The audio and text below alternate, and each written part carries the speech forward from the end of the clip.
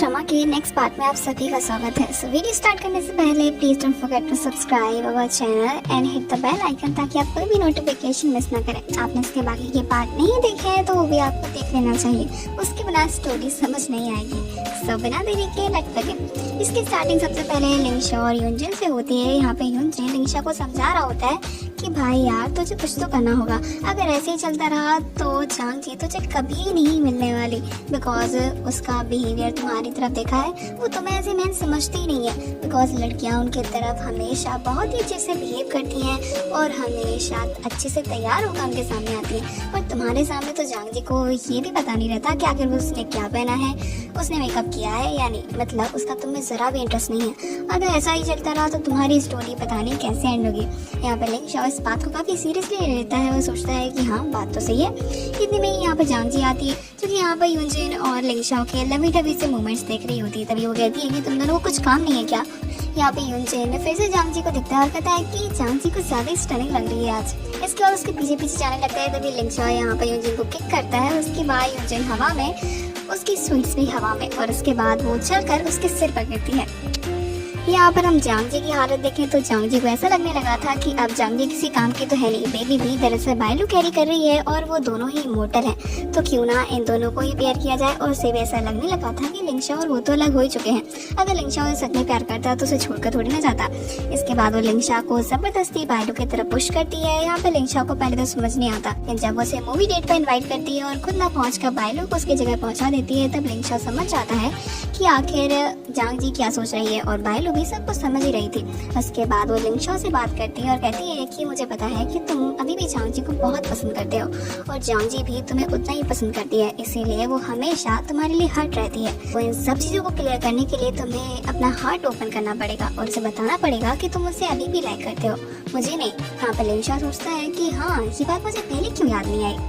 तभी चांगजी के mom and dad भी इन्हें विजिट करने के लिए आते हैं और उसके बाद वो लिंगशा और बायलू को एक साथ देख लेते हैं और साथ में ये भी देख लेते हैं कि बायलू तो प्रेग्नेंट है, और उसके बाद सभी काफी तक कंफ्यूज हो जाते हैं। तभी यहाँ पर बायलू क्लियर कहती है कि नहीं ऐसा कुछ भी नहीं है, मेरे हस्बैंड की दरअसल डेथ हो गई है और मैं 2 महीने पहले यहाँ पर शिफ्ट हुई हूँ। यहाँ पर उनके पेरेंट्स रिलीफ होते हैं और कहते हैं कि अच्छा तो ठीक है, हमें लगा कि ये लिंगशा का बेबी है। तभी यहाँ पर हम देखते हैं कि चांगजी और लिंगशा के ब्रेकअप की बात भी ना फाइनली पता चली जाती है। इसके बाद इसके मॉम एंड डैड चांगजी को काफी तक डांटते हैं कि चांगजी ने कभी भी एक रिलेशनशिप ढंग से नहीं चलाया और इसके बाद उसकी डेटिंग लाइफ एकदम बर्बाद चल रही है हमेशा की तरह। तभी चांगजी कहती है कि इसमें मेरी गलती थोड़ी है। इसके बाद वो लिंगशा और अपनी जो सिचुएशन है उसे सोचकर इमोशनल हो जाती है और उन्हें लगती है बिकॉज उसे सच्चा प्यार शायद जिंदगी में कभी भी नहीं मिलेगा, या तो वो डिजर्व ही नहीं करती बिकॉज उसका बेबी उससे अलग हो गया और लिंगशा तो उसके साथ काफी लंबे टाइम से नहीं है। और इस बार वो एक्टिंग नहीं सच में रोने लगती है। आफ्टर दैट हम नेक्स्ट सीन में देखते हैं जहाँ पर लिंगशा वापस घर पर आता है और दोंगफेंग अपना काम कर रहा था। तभी यहाँ पर लिंगशा और चांगजी के बारे में बात करता है कि चांगजी घर पर है। तभी यहाँ पर दोंगफेंग बताता है कि पता नहीं शायद अपनी किसी फ्रेंड से मिलने के लिए गई है। इसके बाद लिंग परेशान होता है बिकॉज कल सिटी में बहुत सारे ऐसे सीन चल रहे हैं जिनमें दरअसल लड़कियों को टारगेट किया जाता है और उसके बाद उनकी सीधी डेड बॉडी मिलती है, और खासकर उन लोगों को टारगेट किया जा रहा है जो कि एस ग्रुप से कहीं ना कहीं कनेक्टेड है। और लिंगशा इमोर्टल है और साथ में चांगजी उससे कनेक्टेड है, इसकी वजह से लिंगशा उसके लिए बहुत बड़ी होता है। तब वो दोनों चांगजी कॉल करते हैं तो चांगजी का फोन ऑफ आता है। इसके बाद लिंगशा और भी तो परेशान हो जाता है। आफ्टर दैट बायलू के घर पे भी ढूंढता है, पर बायलू के घर पर भी उसे कुछ भी नहीं मिलता। अब बायलू चांगजी का फोन ट्रैक करती है तो उसे उसकी लोकेशन भी नहीं पता चलती। इसके बाद सभी बहुत ही तबाही हो जाते हैं। अब लिंगशा और दोंगफेंग उनके सारे रिलेटिव्स के घर पर फोन करते हैं, पर चांगजी किसी के घर पर भी नहीं होती। सभी और भी ज्यादा परेशान हो जाते हैं। इसके बाद लिंगशा सीधा चांगजी के फ्रेंड को कॉल करता है जो कि दरअसल पुलिस इंस्पेक्टर है। अगर आपने इसका पहले सीजन देखा है तो आप इसे अच्छे से जानते होंगे, अगर नहीं देखा है तो एक बार देख लो यार। इसके बाद यहाँ पर वो कहता है कि 8 घंटे से पहले मिसिंग रिपोर्ट नहीं लिखी जाती, लेकिन मैं अपने पर्सनल कॉन्टैक्ट का यूज करके चांगजी का पता लगाने की कोशिश करूंगा। सभी काफी परेशान होते हैं बिकॉज चांगजी का आता पता तो कहीं भी नहीं रहता। यही पर हम चांगजी को देखते हैं जो कि दरअसल निशा के साथ ड्रिंक कंपटीशन कर रही होती है और ये दोनों दरअसल अपने अपने बॉयफ्रेंड्स को कर्ज कर रही होती हैं कि सभी की सभी एकदम डम है। इन्हें समझ ही नहीं आता कि हमारी फीलिंग्स आखिर ट्रू भी हैं या नहीं। और इनको देखो, इन्हें ये भी नहीं पता रहता कि हमें कैसे ट्रीट किया जाए। तभी यहाँ पर मीशा यूजिन को कर्ज करती है और जांगजी लिंगशा को। इसके बाद दोनों ड्रिंक कंपटीशन करती हैं और एकदम ड्रंक होकर वहीं पर बेहोश हो जाती हैं। यहाँ पर लिंगशा मीशा को घर विजिट करता है। फाइनली उसे वहाँ पर जांगजी मिल ही जाती है। लेकिन यहाँ पर लिंगशा ये भी नोटिस करता है कि यहाँ पर कोई आया था और वो कोई नॉर्मल ह्यूमन नहीं हो सकता, बिकॉज इतनी बड़ी बिल्डिंग से नीचे जाना, वो भी खिड़की से, it's not possible for a normal human being. वो कोई इमोर्टल ही कर सकता है या फिर यूजिन और लिंगशा जैसा कोई बंदा। इसके बाद जांगजी और लिंगशा एक साथ घर जाने लगते हैं। यहाँ पर जांगजी अपने आधे नशे में थी। तभी यहाँ पर लिंगशा सोचता है कि उसे दरअसल अभी के अभी जांगजी को प्रपोज कर देना चाहिए। इसके बाद जांगजी के सामने आता है और कहता है कि मुझे तुमसे कुछ कहना है। जांगजी थोड़ी नर्वस हो जाती है और भागने लगती है, पर लिंगशा उसे अप्रोच करता है और कहता है कि नहीं, मुझे तुमसे जरूरी बात करनी है। तभी जांगजी कहती है कि हाँ ठीक है रखो। लिंगशा कहता है कि विल यू मैरी मी।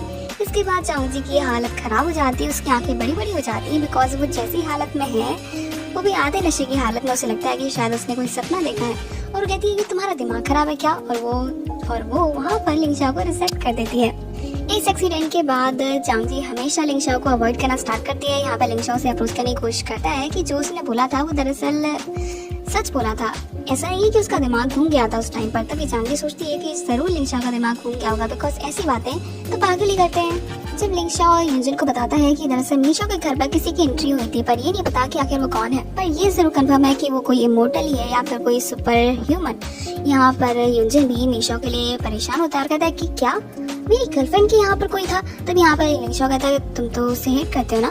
तभी यहाँ पे यूजिन कहता है कि हाँ हेट तो करता हूँ, बट हम दोनों भी डेट कर रहे हैं ना, तो वो मेरी गर्लफ्रेंड है, इसलिए उसे प्रोटेक्ट करना मेरी जिम्मेदारी है, और अगर उससे किसी ने हाथ लगाया ना तो उसकी खैर नहीं। तब यहाँ पर लिंगशा कहता है कि ओके समझ सकता हूँ। यहाँ पे यूजिन लिंगशा को आइडिया भी देता है कि भाई यार अगर तुझे जांगजी को सच में पाना है तो कम से कम अच्छे से अपने प्यार का कन्फेशन तो कर ही दो। इसके बाद लिंगशा बहुत ही रोमांटिक वे में जांगजी को प्रपोज करता है और उसे प्रॉमिस भी करता है कि वो जांगजी को छोड़कर कभी भी नहीं जाएगा, भले कुछ भी हो जाए। यहाँ पे जांगजी पहले तो हेजिटेट करती है, बट फिर भी इतना अच्छा सा प्रपोजल देकर कौन मना करेगा। इसके बाद अपना हाथ आगे कर देती है। इसके बाद लिंगशा उसे बहुत ही बड़ी रिंग के साथ प्रपोज करता है, जो कि उसके हाथ के लिए तो काफी बड़ी थी, बट जांगजी उसे एक्सेप्ट कर लेती है। और इसके बाद यहीं से इनकी प्रॉपर डेटिंग लाइफ स्टार्ट हो जाती है। यहाँ पर लिंगशा बहुत ही अच्छे से जांगजी का ध्यान रखना स्टार्ट करता है, उसके लिए अच्छे से कुक भी करता है। वहीं पर हम यूजिन को देखते हैं, जो कि फाइनली समझ गया होता है कि उसे दरअसल मीशा पसंद आने लगी है।